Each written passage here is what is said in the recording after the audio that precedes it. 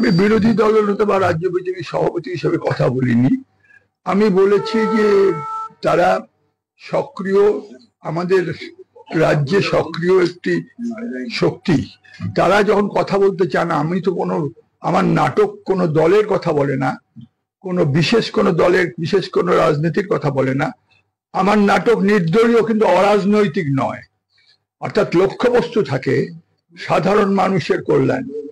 আমার নাটকগুলো যেগুলো একটু বিখ্যাত নাটক, যেমন আমার নাটকের কথা বলতে পারি আমি অনিকেত সন্ধ্যা, বার্ধক্যের যন্ত্রণা নিয়ে নাটক, যেটি গত বছর আমরা ভারতরঙ্গ মহোৎসবে করে এসেছি।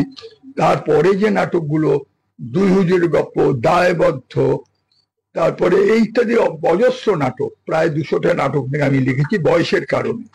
কিন্তু কোনো নাটকে আমি কোনোদিন কোনো রাজনৈতিক দলের পক্ষে বা বিপক্ষে কোনো উক্তি আমার নাটক কেউ দেখাতে পারবেন না, আমি করি না। কারণ থিয়েটার, গান, শিল্প, চলচ্চিত্র সমস্ত মানুষের জন্য, সমস্ত মানুষের এনজয়মেন্টের জন্য।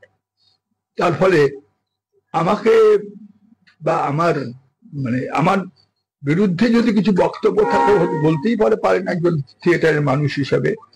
কিন্তু আমি জীবনে কখনো মানবতার বিরুদ্ধে আমি কখনো একটি লাইনও লিখিনি।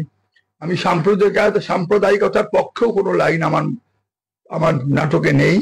তার ফলে আমি খুব মুক্ত কণ্ঠে বলতে পারি আমার বাড়িতে সবাই স্বাগত। থিয়েটার বা শিল্প বা চলচ্চিত্র বা ছবি সমস্ত মানুষের কাছে, সমস্ত মানুষের কল্যাণের জন্য। তার ফলে যখন দেখা গেল যে একজন বিধায়ক তার স্পর্ধা এই পর্যায়ে পৌঁছেছে যে তিনি বলছেন যারা এই আরজিকর কাণ্ডে প্রতিবাদ করছেন যারা, তারা পুরস্কার ফেরত দিয়ে প্রতিবাদ করুন। আমার মনে হলো যে এই ছেলেটিকে তো আমি চিনতাম, ও তো আমার বাড়িতেও এসেছে, নাট্যকর্মী। তার এত বড় স্পর্ধা হলো, সে বানিয়ে বানিয়ে তো এটা বলতে পারে না, সে ফর্ম শুনে বলতে পারে, অথবা পাঠ মুখস্থ করে কথা বলতে পারে। এটা নিশ্চয়ই সরকারের তরফে তাকে বলা হয়েছে বলতে, তাছাড়া সে বলে কি করে? আমি সকালবেলা রাত পর্যন্ত অপেক্ষা করেছি সরকার তার বিরুদ্ধে কি ব্যবস্থা নেন। কোনো ব্যবস্থা নেওয়া হয়নি। শুনেছি পরবর্তীকালে তিনি নাকি দুঃখ প্রকাশ করেছেন বা এটা জন্য ক্ষমা চেয়েছেন। কিন্তু কে একজন নাকি বলেছেন যে কে কাঞ্চন মল্লিক, যার জন্য চন্দনবাবু এসব ছেড়েছিলেন, কে কাঞ্চন মল্লিক? মানে তিনি একজন বিধায়ক, কে কাঞ্চন মল্লিক কি? তার বিরুদ্ধে কোনো ব্যবস্থা নেওয়া হয়েছে? এখনো পর্যন্ত কোনো ব্যবস্থা নেওয়া হয়নি। আপনার সাথে কি কোনো কথা বলা হয়েছে সরকারের পক্ষ থেকে? এখনো পর্যন্ত আমি কালকে সকালবেলা পাঠিয়েছি, আমার সংস্কৃতি সচিবকে চিঠি পাঠিয়েছি, মানে আমি মেল করে পাঠিয়েছি আমার মেল থেকে।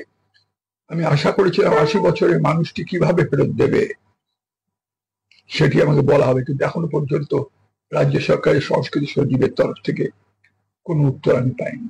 আপনি এই সিদ্ধান্ত নেওয়ার পর আরো অনেকে রাজ্য সরকারের দেওয়া পুরস্কার ফিরিয়েছেন, কি বলবেন? যারা ফেরাচ্ছেন তাদের প্রতি আমার অভিনন্দন।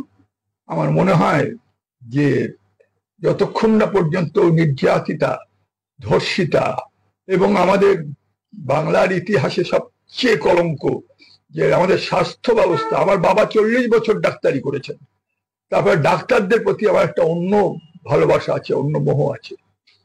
সেই ডাক্তারদের যেভাবে তৈরি করছে, ডাক্তার তৈরির যে কারখানা বলা যায়, সেই ইনস্টিটিউট গুলো যেভাবে কলুষিত হচ্ছে, উত্তরবঙ্গ থেকে শুরু করে একদম মেদিনীপুর পর্যন্ত আমি দেখতে পাচ্ছি যে একটা বিরাট নেটওয়ার্ক কাজ করছে এর মধ্যে।